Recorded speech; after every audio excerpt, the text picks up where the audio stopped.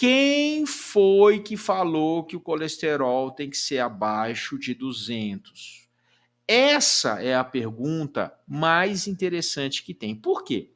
Porque eu, quando começo a ficar com 50 anos, hoje eu estou com 50 anos, tá? A produção de testosterona do meu organismo, ela começa a ficar com mais, vamos dizer assim, mais detalhes. Eu tenho, é porque assim, é claro que a pessoa que vai envelhecendo, ela tem maior possibilidade de estar intoxicada, ela tem maior possibilidade de estar com parasitas, certo? E na maioria das vezes as pessoas não se ligam para isso.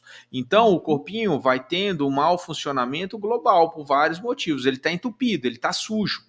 E a gente não se liga nesse processo, tá? E aí, o meu corpo tende a aumentar um pouquinho o colesterol sanguíneo justamente para aumentar a minha eficiência na produção de testosterona. Então, ele é extremamente sábio para isso, para proteger o meu cérebro também, que aí começa a ter... Vocês veem, obviamente, quem é mais velho, você vê, percebe que tem um esquecimento mais fácil, né? E aí, vocês podem ter certeza que quando você abaixa forçadamente esse colesterol, você já começa. Lembra que a gente falou? O sistema imune vai se prejudicar por conta da vitamina D. O sistema imune prejudicado, o nosso corpo acaba tendo mais parasitas. Aumento de parasitas no corpo pode gerar um ambiente que favorece o câncer. Vamos para o cérebro. Nosso cérebro é 20, 25% só de colesterol. Você começa a forçadamente abaixar o colesterol. Isso gera alterações mentais crônicas, Alzheimer, Parkinson. Se vocês forem atrás, vocês vão ver isso. A bula dos medicamentos tem que falar a verdade. Tá lá, tá lá. Quando a gente tem um paciente que ele utiliza uma medicação por um longo período, é um paciente que ele fica praticamente amputado de ter uma qualidade de vida. Ele fica praticamente estéril. Então, a gente não está falando aqui de processos onde a gente tem que socorrer um paciente a nível de transformar a vida desse paciente. Então, antes mesmo desse paciente passar por uma transformação, ele já é totalmente intoxicado. E se aquele corpo já está intoxicado, eu vou intoxicar mais ainda. Eu, como naturopata, minha primeira visão é limpar o corpo, desinflamar o corpo, nutrir o corpo. E assim também, como uma metafísica, eu vou enxergar aquele corpo como um campo de frequência, energia e vibração. Eu vou devolver para aquele corpo o padrão de frequência matriz. Vou repetir isso em todo podcast, em toda a nossa reunião, em toda a nossa gravação. Por quê?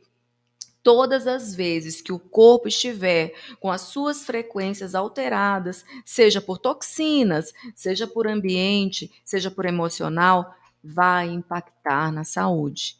Eu quero mostrar para vocês, aqui na página 31 do livro Rompendo o Paradigma das Gorduras Saturadas e do Colesterol, do Dr. Laí e do Dr. Rubson. Aqui, ele mostra para a gente, historicamente, doutor Davi, aonde exatamente começou o problema cardíaco. Antigamente não se ouvia falar em problema cardíaco por questões de colesterol. Mas aqui, ó, o engenheiro Henry Simon, em 1835, ele desenvolveu um refinamento de grãos. E nesse refinamento de grãos, deu origem aos óleos vegetais, que alterou totalmente a resposta do organismo. E aí fizeram uma pesquisa, doutor Davi, uma pesquisa em laboratório, para comprovar que realmente, né, a alimentação com outros tipos de óleo causava colesterol ruim para aquele organismo, entupia as veias e etc. Só que fizeram, doutor Davi, uma pesquisa em galinhas. Gente, o organismo da galinha funciona igual o organismo de um homem e de uma mulher? Por favor, pessoal, a gente precisa aprender a ler artigo científico, a gente precisa aprender a ler pesquisa e não só engolir o que mandam para nós. A gente duvidar, a gente discordar é extremamente saudável, de forma respeitosa. E vá atrás, vá ler.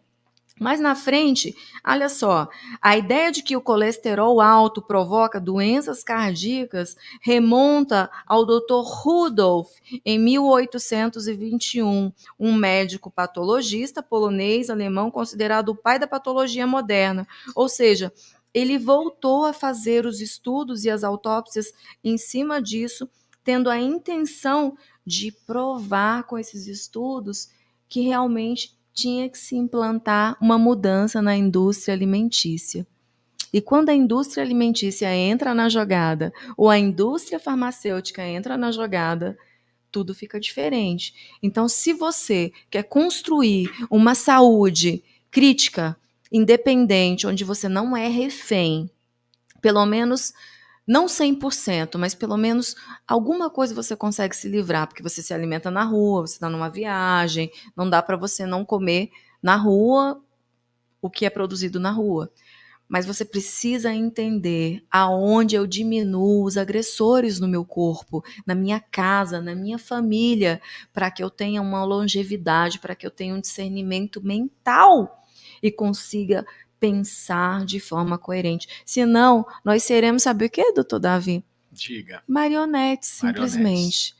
Exatamente, marionetes. É muito triste falar isso, mas é a pura verdade. A população mundial foi marionete recentemente. Nós fomos enganados, nós recebemos um engodo, vocês sabem disso.